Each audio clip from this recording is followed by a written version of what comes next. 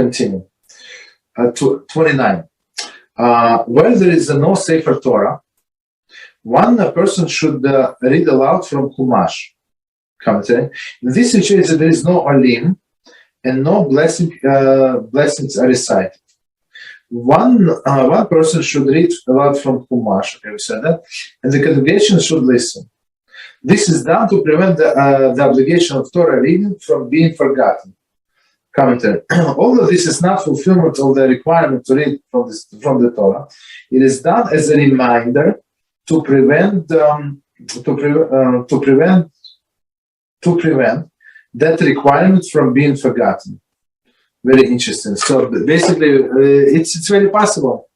There is no Sefer Torah, or let's say, right? There is a Sefer Torah, but people do not know how to read from Sefer Torah. There is nobody who can read from Sefer Torah. That's in this case, they just read from Chumash. So the person comes to the bima. So he reads from Chumash, of course, with Nikudas and stuff like that. But of course, nobody is being called. There is no mitzvah to. There is no mitzvah to be done. The mitzvah is to read, is to hear, or to read from the actual Sefer Torah. But at least we would remember that there is such a law, right? As I would say, for example, we have this law to wash the hands before the meal, right? So it's actually one of the 7 rabbinical laws. So in order not to forget that Kohanim had to wash their hands before eating this truma, right? So same thing is to, in order for us not to forget. Okay, so and last sif in this Siman is number 30. And it says, if 10 people are praying and they do not have Sefer Torah to read from, they do not bring the Sefer Torah to read from. They do not bring Sefer Torah to read from. This holds true even if they are incarcerated in the prison. Even on Rosh Hashanah and Yom Kippur. However, if they prepare the day or two in advance a cabinet or a chest which they designate as a place for Sefer Torah, it is permitted to bring it to those who need it. Okay, so let's try to understand. So basically, now we're going to talk about respect that Sefer Torah demands. So basically, do not, just because people want to pray in this house or that house, does not mean that they can bring it to them or even to the prison. So of course, prisoners, what can they do, right? So they need to read from the Sefer Torah. Still, we don't bring to them unless with following conditions. So let's see, from the beginning, this commentaries. If 10 people are praying and they do not have the Sefer Torah to read from, okay, they do not bring the Sefer Torah to read from. Okay, so commentary.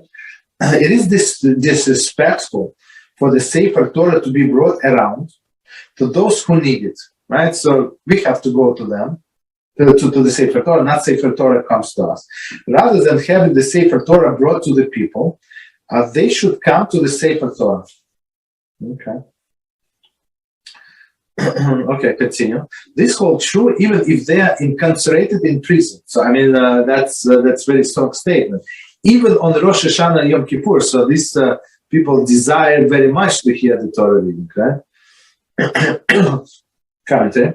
Even when the people cannot come to the Torah because of extenuating circumstances, it is inappropriate for the Torah to be brought to those who need it. Okay, so, but of course there is, we know that we do bring Sefer Torah. So let's see.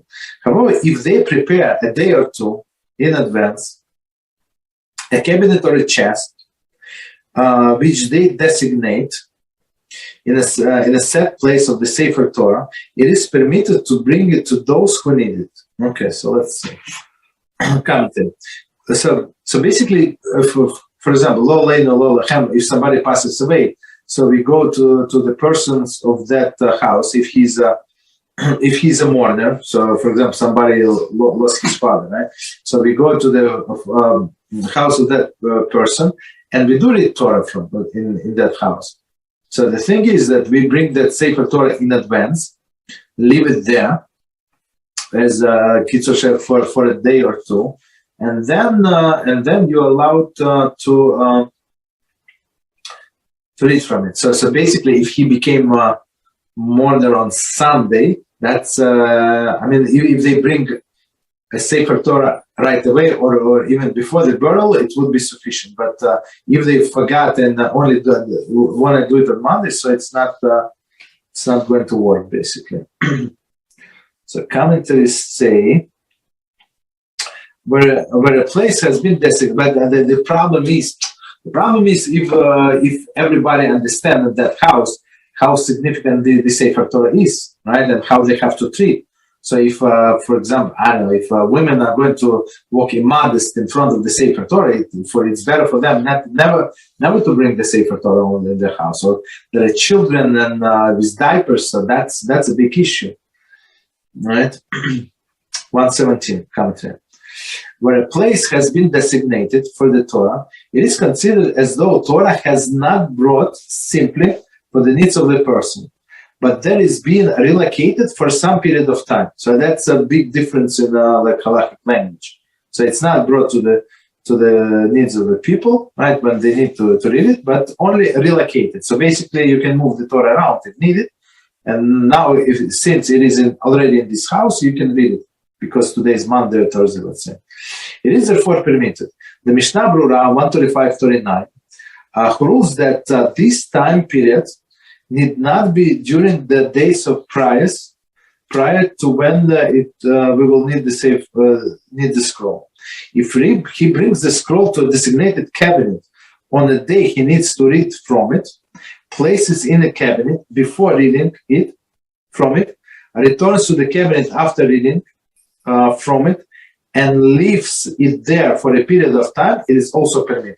So Mishnah Brura gives us this permission, which is very good, right? I mean, in a situation where I described. So on Sunday, as I said, okay, there is no problem, still one day, so they can bring. But since they brought this cabinet, and there is, I saw a few times the small ark, like a wooden ark, and they put the Sefer Torah in there. Standing, not everybody have it, so they would put and create like a cover with a talus, like create on a desk, some like very, very respectful surroundings and stuff like that. So Mishnah Brura says, so even on the day when they're going to read from the Sefer Torah, so he comes, he covers, he put in this cabinet, and then he's allowed to remove this Sefer Torah from the cabinet. Which is good for these people who just buried the loved ones. Okay. However, for the needs of the prominent person who is ill, it is permitted to bring the Sefer Torah. Very interesting. For even for that one reading alone, right? So he's ill. He's in this hospital, this nursing home, whatever. So that he's a big person. Maybe recover from his surgery, so we can bring to him personally, even there would not be any minyan, and read for him. Some authorities say that for a prominent individual, even if he is not ill, and for an ill person, even if he is not prominent, it is permitted to bring the Sefer Torah to them. Very interesting. So let's read one more time, and we see commentary. Very interesting. Some authorities say that a prominent individual, even if he's not ill, so we can bring the Sefer Torah. He's not ill. And for an ill person, even if he's not prominent. So I mean, it's not like he does not want to go, he cannot go to the shul, right? It is permitted to bring the Sefer Torah to them. 118 commentary.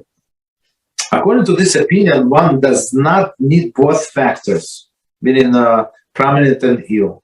Simply the fact that it is being brought for a prominent person, or that the person who needs it cannot come to the Torah because of illness is enough reason to take it to them. That's it. Okay. This would not be a dishonor for the Torah. It would not be dishonor for the Torah. It is permitted to bring the Sefer Torah to the house of the mourner for Kriyas HaTorah during the week of the Shiva, even if they will not read from it 3 times, as it is a benefit for the merit of the deceased that there is a minyan in the mourner's house. So basically, I'm not sure whose opinion. So basically, we go very, very lenient to the house of the mourner. Okay, according to this opinion, right? One was a little stricter, but here they say it's an honor of the deceased. Okay, 1 second. They should, however, make an effort to read from it 3 times by having the minyan for the mincha on Shabbos, or even after the week of the Shiva, so to ensure that Torah 3 Torah readings. So it's we're going to see, I think, probably further that it's 3 times is like a permanent place, right? So I mean, it's more respectful. 1 time, 2 times is very temporary. 3 times is like more permanent. So we're trying to read the Sefer Torah 3 times. So I mean, it's hard. The way I see it, it's hard to get people for Shabbos mincha to come to that person's house. But okay, okay, continue. One may be lenient on the week when the portion of Zachor and Para are read. Okay. As there are some authorities who say that they are biblical obligations. Okay. So let's see what they're talking about here one more time. One may be lenient on a week when the portion of Zachor, so I remember this about Amalek, right? The passage in Dvarim 25 verses 17 and through 19, read on Shabbos before Purim, reminded us of the mitzvah of Mechias Amalek, right? To basically to exterminate this Amalekim. And Para commentary, due to the added significance to these readings, one may follow the second, more lenient opinion, meaning count this as one of the readings, basically. Right, and then plus count one of the readings, and since it's biblical, so to help a person to fulfill the biblical commandment. So on the weeks when the portion of Zachor and Para are read, as there are some authorities who say that those are biblical obligations. Commentary, due to the added significance.